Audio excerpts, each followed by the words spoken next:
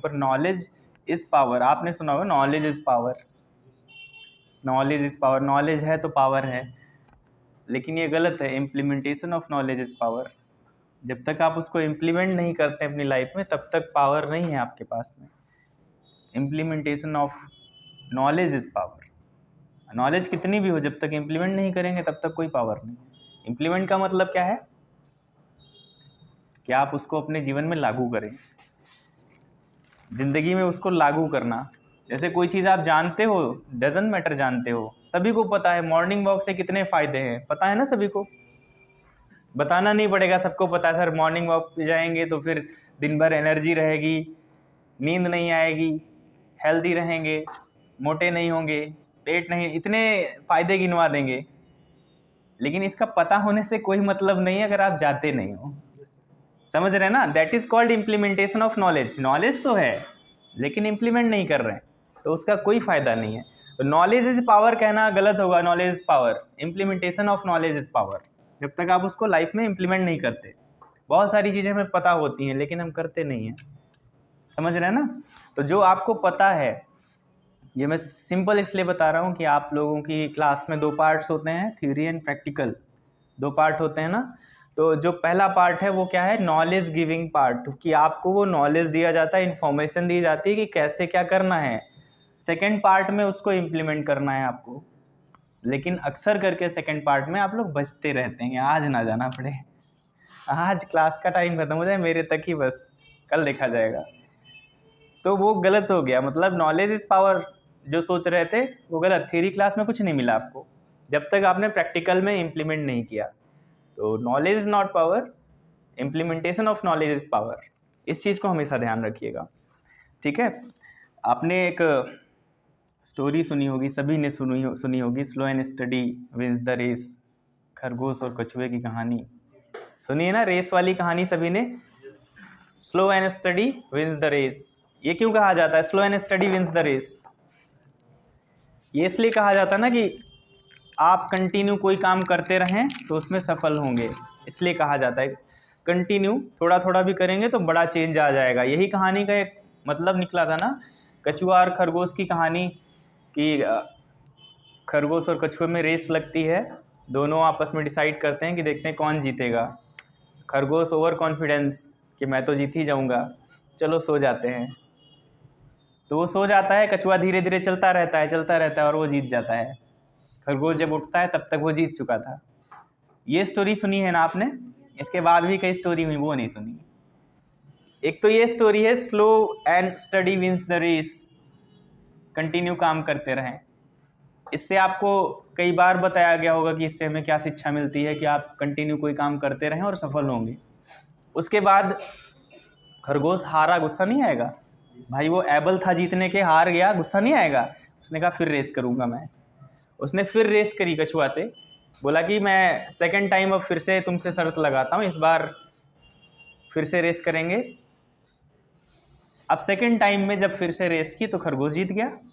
जाहिर सी बात है अब वो नहीं सोएगा, है ना। तो अब सेकंड टाइम जब खरगोश जीत गया, इससे बताओ, इससे हमने क्या सीखा कि अपनी गलतियों से सीखो।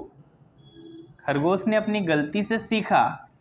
वही स्टोरी अगर आगे कंटिन्यू करें हम लोग, तो खरगोश ने क्या किया, अपनी गलती से सीखा कि हम पहले सो गए थे, अब नहीं सोएंगे, और वो जीत गया। अब कछुआ एक बार जीत चुका था, उसको फिर गुस्सा आया। उसने कहा हम फिर रेस लगाएंगे। तीसरी बार शर्त दोनों में लग गई कि हम लोग तीसरी बार रेस करेंगे, लेकिन इस बार हम लोग डायरेक्शन चेंज करेंगे, इस बार दूसरे रास्ते पे दौड़ेंगे। कछुए ने अपना रास्ता रखा कि इस रास्ते पे हम लोग रेस करेंगे। खरगोश ने कहा कर लो, उसमें क्या है, मैं तो जीत ही जाऊंगा, मैं अब थोड़ी सोऊंगा। दोनों फिर दौड़ने लगे। कछुआ आगे निकल गया, आगे जाके एक नदी आ गई, कछुआ रुक गया, सॉरी खरगोश रुक गया वहीं पे। कछुए ने जानबूझ के चाल चली थी कि रास्ते में नदी आएगी, खरगोश पार नहीं कर पाएगा। कछुआ आया धीरे धीरे चलते हुए, नदी पार करके आगे निकल गया, जीत गया। खरगोश ने कहा बड़ा चालू इंसान है। अब इससे क्या सीखने को मिला आपको बताइए? कि अपने स्ट्रेंथ पे काम करो, अपनी स्ट्रेंथ पे काम करो। स्ट्रेटजी बनाओ तो अपनी स्ट्रेंथ के अकॉर्डिंग, जिसमें आप मजबूत हैं। समझ में आ रहा है ना? जिसमें आप बहुत मजबूत हैं उसके अकॉर्डिंग अपना प्लान बनाओ, तभी आप जीतेंगे, चाहे सामने कोई भी हो। अभी क्या हुआ फोर्थ टाइम, अभी कहानी ख़त्म नहीं हुई। फोर्थ टाइम क्या हुआ, दोनों लोगों ने मिल के प्लान किया, खरगोश और कछुए ने मिल के आपस में प्लान किया कि चलो इस बार मिल के दौड़ते हैं, देखते हैं कितना समय लगेगा। अब दोनों मिल गए तो मैदान में खरगोश की पीठ पे कछुआ बैठ जाता है, बहुत स्पीड में नदी तक पहुंच जाते हैं। अब नदी में क्या हुआ, कछुए के ऊपर खरगोश बैठ गया, नदी पार करके निकल जाते हैं। अब यहाँ पे कहानी खत्म होती, लेकिन अब बताओ लास्ट वाले सीन से क्या हमें सीखने को मिला? लास्ट वाले सीन से क्या सीखने को मिला बताओ? कि साथ में काम अगर करेंगे तो और जल्दी होगा, यही तो मिला ना। और सबसे इम्पोर्टेंट पार्ट जो इसमें सीखने को वो क्या है, अगर आपकी कमजोरी आपके दोस्त की स्ट्रेंथ है और आपकी स्ट्रेंथ आपके दोस्त की कमजोरी है और दोनों मिल गए तो कमजोरी रही नहीं जाएगी। तो दोस्त ऐसे बनाओ जिनकी कमजोरी आपकी स्ट्रेंथ हो और आपकी जो कमजोरी है उनकी स्ट्रेंथ हो, और आपस में दोनों सपोर्ट करें। लेकिन आजकल क्या होता है, अगर आप किसी चीज़ में कमज़ोर हैं और उनको वो चीज़ आती है तो क्या होता है, घमंड, भाव, एटीट्यूड, अरे जाओ।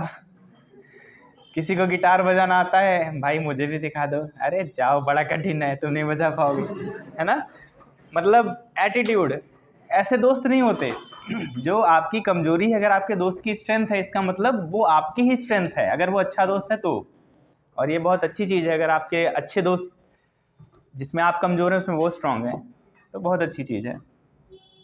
लाइफ में कहा जाता है जब आपका अच्छा पैच चल रहा हो, ये तो खैर बहुत लाइफ की आगे की बात है, जब आपकी लाइफ में अच्छा पैच चल रहा हो, अच्छा पैच मतलब समझते हैं, अच्छा खासा पैसा आ रहा हो, है ना, अच्छा खासा खा पी रहे हो, सब कुछ अवेलेबल है। लाइफ हमेशा एक जैसी तो नहीं रहती, लेकिन उस पैच में आपको ऐसे दोस्त तैयार कर लेने हैं जो कमज़ोर थे, आपने उनको भी सपोर्ट करके उनको भी काम दिलवा दिया, उनको भी अच्छा कर दिया, ताकि जब आपका ख़राब पैच आए तो आपके दोस्तों का, आपके परिवार में किसी का ख़राब पैच ना हो, ताकि वो लोग आपको सपोर्ट कर सकें। लेकिन आजकल ये भी उल्टा होता है, ये गरीब होता चला जाए, है ना, मेरे पास 10 गाड़ियाँ आ जाएं। अब सपोज आप अगर ऐसा सोच रहे हो, किसी दिन आपका ख़राब पैच चल रहा है, पैसा नहीं है, कुछ नहीं है, लेकिन आपने उसका भी भला नहीं सोचा था कभी, वो भी गरीब है, तो सपोर्ट कौन करेगा? कोई नहीं करेगा। तो सोच को थोड़ा सा चेंज करें, जब आपका अच्छा पैच चल रहा हो ना तो आप लोगों की मदद करो, उनका भी अच्छा समय लाओ, ताकि जब कभी आपका ख़राब समय चल रहा हो, आपके दोस्तों का, आपके रिलेशन में रिलेटिव्स का अच्छा पैच चल रहा हो, ताकि आपको किसी चीज़ की कमी ना हो, वो लोग सपोर्ट करेंगे। अगर आप सपोर्ट करेंगे तो, हम लोग बात कर रहे थे संगत की, अगर मिलके आप काम करते हैं, ये सबसे इम्पोर्टेंट पार्ट है स्टूडेंट लाइफ का, सबसे इम्पोर्टेंट टॉपिक है कंपनी। कंपनी, ये कोई प्राइवेट लिमिटेड कंपनी की बात नहीं कर रहे हैं, कंपनी मतलब साथ, the most important part of student life. इसी से लोग आबाद होते हैं, बर्बाद होते हैं। स्टूडेंट्स जो भी हैं सक्सेस होते हैं तो कंपनी से, एटमॉस्फेयर से, अनसक्सेसफुल रह जाते हैं तो भी कंपनी से। अब ये लागू कैसे होता है, जहाँ पर भी आप बैठते हैं क्लास में तो आपके साथ में कौन बैठ रहा है। अब यहाँ पे मत देखना, यहाँ सब अच्छे हैं, ये नहीं कि अभी उठे हम यहाँ नहीं बैठेंगे। यहाँ पे सबकी कंपनी अच्छी है। मैं बात कर रहा हूँ स्कूल लाइफ, कॉलेज लाइफ, जहाँ पर हम सालों साल पढ़ते हैं, 2-3 साल का हमारा कोर्स होता है, तो वो हमारा फ्यूचर डिसाइड होता है। वहाँ पे अगर आपकी कंपनी अच्छी नहीं है तो आप अनसक्सेसफुल रह जाएंगे। तो स्टूडेंट लाइफ का इम्पोर्टेंट पार्ट है कंपनी।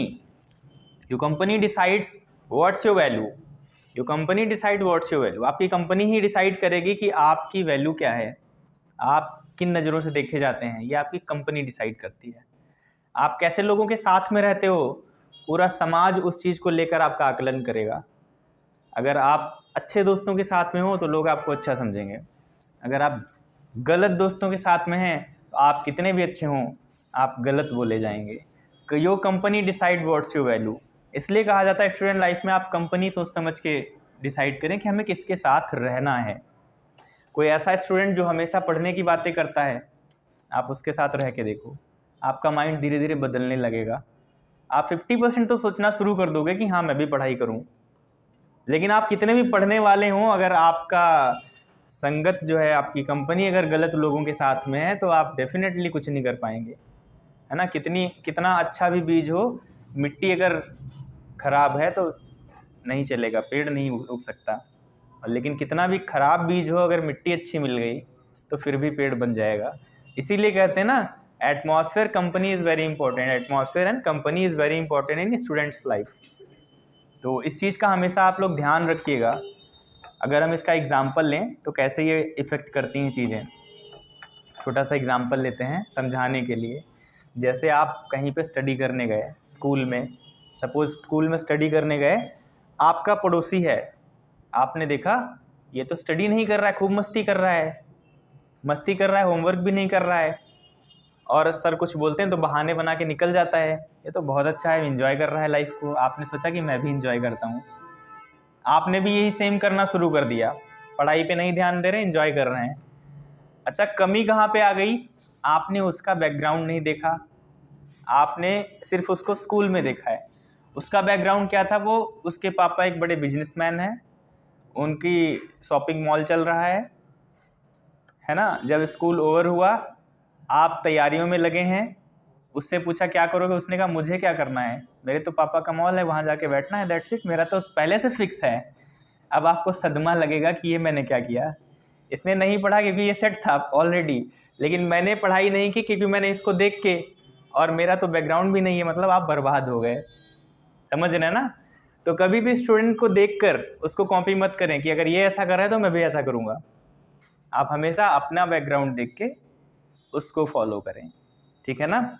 कोई आपके ऊपर पैसा लगा रहा है तो कहीं ना कहीं बहुत बड़ा बिलीव होगा, विश्वास होगा आपके ऊपर। अगर आपके पेरेंट्स पैसा लगा रहे हैं तो विश्वास ही तो होगा, एक दिन ये ऐसा करेगा। वरना कोई ज़रूरी थोड़ी ना इतना पैसा कमा के वो आधा पैसा आपकी स्टडी में लगा देते हैं, इतनी मेहनत करते हैं, फिर भी जहाँ जहाँ ज़रूरत होती है वो पैसा देते हैं आपको। कोई तो बिलीव होगा। तो उस बिलीव को बनाए रखें, उसको तोड़े ना, अच्छी संगत में रहें, अच्छा सोचें और स्टडी करें। Your company decides what's your value. जैसे सपोज यहाँ पे एक वर्ड लिखा हुआ है, ये मैंने पहले भी बताया है, बताओ क्या लिखा हुआ है? 13 है। अब बताइए क्या लिखा हुआ है, क्या है ये? अभी तो 13 बता रहे थे। अच्छा चलो इसको मिटा दिया, आप बताओ। अब 13 है ना। अच्छा चलो मैं इसको टेढ़ा कर देता हूँ। अब क्या है? नहीं, अब ऐसे पढ़ के देखो, ये ऐसे लिखा हुआ है।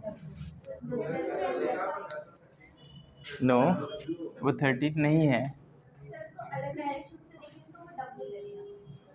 ये मैं समाज की डायरेक्शन बता रहा हूँ, समाज ऐसे ही देखता है आपको। आपने यहाँ पे ए बी लगा दिया, ये 13 है, डजंट मैटर। समाज क्या देख रहा है इसको, डजंट मैटर, कुछ भी हो मतलब नहीं उससे। ये हटा दिया हमने, ये लगा दिया, समाज क्या देख रहा है? यही आपकी कंपनी है। Your company decides what's your value. आपके आसपास के जो लोग होंगे उसी से आपकी पहचान होगी, आप कोई भी हो। वहाँ पे 13 है, मुझे पता है 13 है, लेकिन ए बी अगर ए सी आगे पीछे आ गया तो आप बी बोले जाएंगे, चाहे आप 13 हो, डजंट मैटर। इसलिए कहते हैं कंपनी अच्छी होनी चाहिए, वरना कितने भी अच्छे हो समाज आपको बुरा ही समझेगा अगर लोग बुरे हैं आसपास। So your company decides what's your value. समझ में आया ना सभी को?